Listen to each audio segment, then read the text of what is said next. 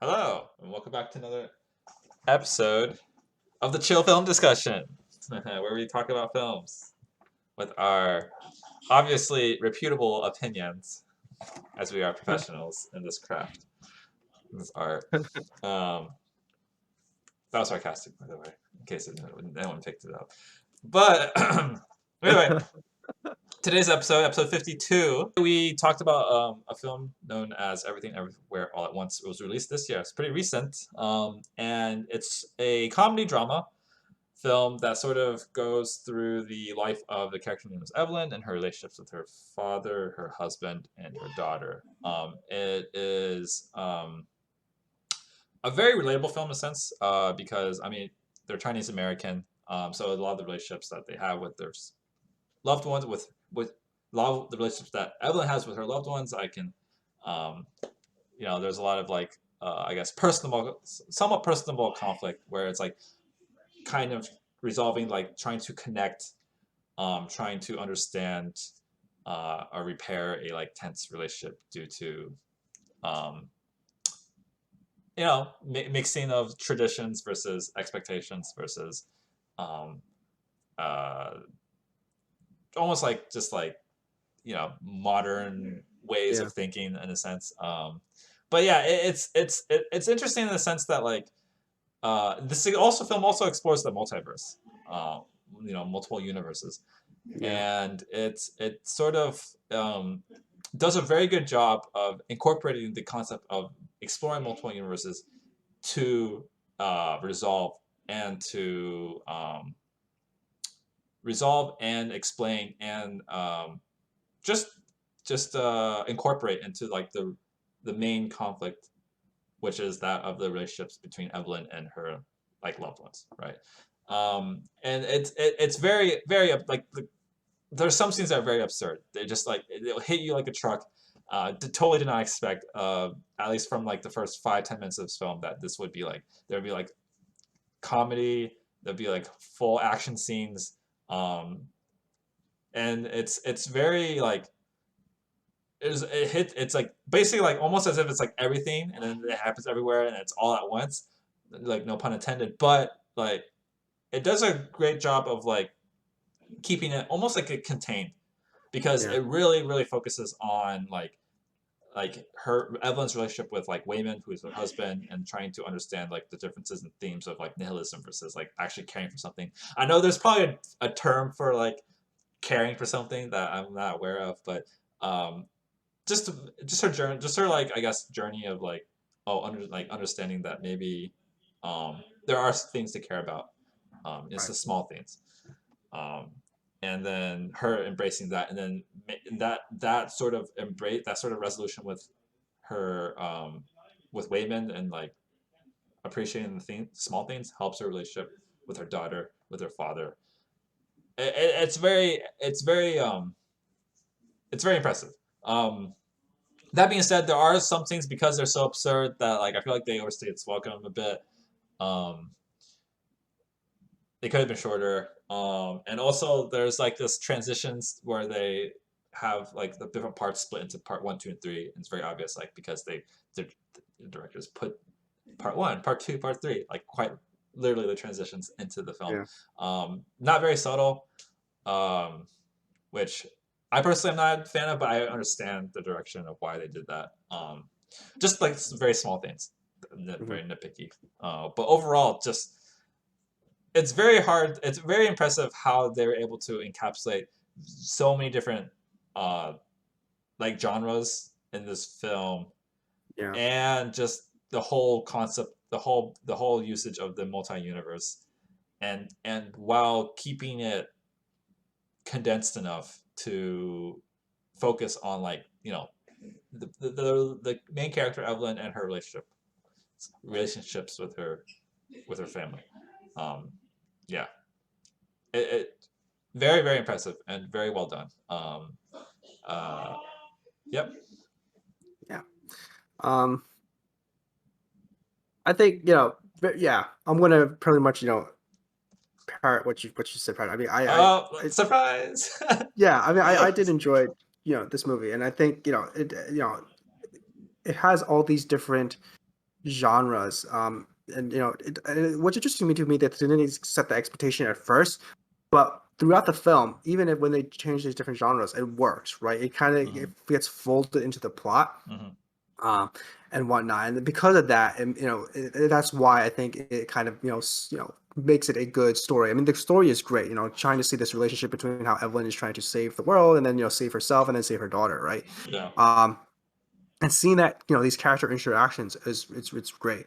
Though there's a lot of absurd moments, which originally I thought would not work well with me, but because these absurd moments, these randomness, right, are statistical probabilities, they serve a purpose in the movie. I think I took it seriously enough where I was able to enjoy it. And it makes sense why these things are happening, right? So I don't think I kind of was turned off. I mean, there are some points actions where I think like maybe too provocative, too sexual and whatnot. I was like, I don't know if that that worked, Mm-hmm. but it made sense at least, right? And then I think it served a purpose for the plot. And I like that, right? It didn't really made me think like, why am I watching this movie? It made me more think like, yeah, this made sense for why this movie's happening. I just felt like, yeah, maybe it's just some parts are just a bit too much, but again, it all served a purpose, right? Um, I did love the choreography. I didn't really think that it would be an action movie, right? When Wayman starts fighting, and it's Yeah. just so it's a very impressive choreography. And even throughout the film, there's a lot of kung fu choreography and whatnot. And that's I really enjoy that stuff. So seeing that in this movie, I was like, wow, this really does elevate this movie for me. Like all these action scenes and martial arts and whatnot. I enjoyed it a lot, and it makes sense, right? You hire Michelle Yeoh in the movie. She's an action star. She's a martial artist, and now Yep. it makes sense to know why she's there, right? Because she's a martial artist, and there are some scenes where she has to fight. She needs to go. Someone, a lady who's just owner of a laundromat becomes a martial artist, kung fu artist, and you need someone who has that skill to be able to sell that when you actually start doing these kind of films. Showing those scenes. Um, and yeah, the multiverse itself is it's a very interesting concept. And they portray it well, and they do it in a very creative way. And they also show it right. They actually show what they did for different multiverses. They show like what can happen at these branch points. They show the mechanism of it all. I think it could have been explained better in terms of like what happens to the original person and the person that the skills go into. I think I was still trying to build that concept in my mind, and it probably it kind of lends itself to a second viewing to try to understand that. Mm-hmm. But I think initially at first I was able to understand. I didn't take too much away, but I do want to understand more about like why these characters, and I think why these characters are how they affect when they go and when they try to branch these skills, because sometimes it kind of seemed like it are they in their body, or are they just a side effect of them reaching in, and they become off in their alternate dimension or an alternate universe. Because Yeah. Evelyn, obviously, when we see her in her original universe, she seems fine, but she just grabs skills and memories of others. So I was trying to understand that whole relationship, and I think that kind of detracted, but again, probably lends itself to second viewing for that. But all the Mm-hmm. characters were great, right? Going back, Evelyn was great. Wayman, his character, very great. He's a very caring guy, very simple guy. He wants to, he wants to have intimacy, emotional intimacy, with his wife, right? And when he doesn't get it, right, he's sad. Mm-hmm. He's a great character. It helps, with the whole, themes, pushing Evelyn through, and enjoy as well, and slash Tupaki, great, antagonist kind of, um, as we said, her role is kind of a flip of that usual parent, child kind of, immigrant family kind of thing in terms of like how each of the roles are, where the child is trying to prove to the parent, but here it's kind of like the parent is trying to reach out to the child who kind of has kind of like wants to let go of everything. Yeah. Um, and I think what really kind of stuck out again, the themes of this movie really worked well for me. The whole nihilism, partial, at least the partial nihilism, like let go of everything, don't let the big things affect you, and then the smaller things of Wayman saying yeah, but at the same time you should appreciate the small things in life. You already appreciate the ones that things that you take for granted. The love of your family that usually is not there, or usually always supporting you, Mm-hmm. but they are there for you, and you have to take them into account when trying to face a world that is kind of chaotic and crazy. So this movie works well for me. There are some things that are absurd and maybe a little bit crazy or a little confusing, especially with the concept. You think with the concept of the multiverse, it could be as simple as different branches and whatnot, but here they did a little bit more, I guess, scientific or a little bit more creative, right? In Yeah. terms of like, yeah, how you get to these points, how it's affected, and even just the web of it all, right? I thought it was just very creative and a unique way to portray something that we've seen in in a mainline, mainstream franchise. Yeah. For sure. Awesome. Well, that's it for the conclusion. Now we got to do our ratings. Yeah, So I'm going to give this movie a 9, a a very nine, solid 9. Yeah, I highly recommend it. Um, I think I don't want to like overhype it, of course, yeah, but I will say it's a very unique movie, and I think it does a lot of things differently very well.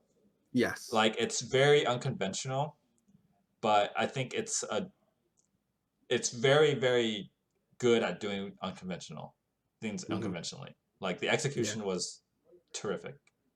yeah, For like very basically almost all of it. I mean, like I said, there's like some nitpicky parts that I mentioned that you know I wasn't the biggest fan of, but like I can understand why they were done. hmm. So overall, very solid 9. Would recommend. And no, Patrick, same for me. Nine. Um, Hmm. yeah, it's a very solid movie.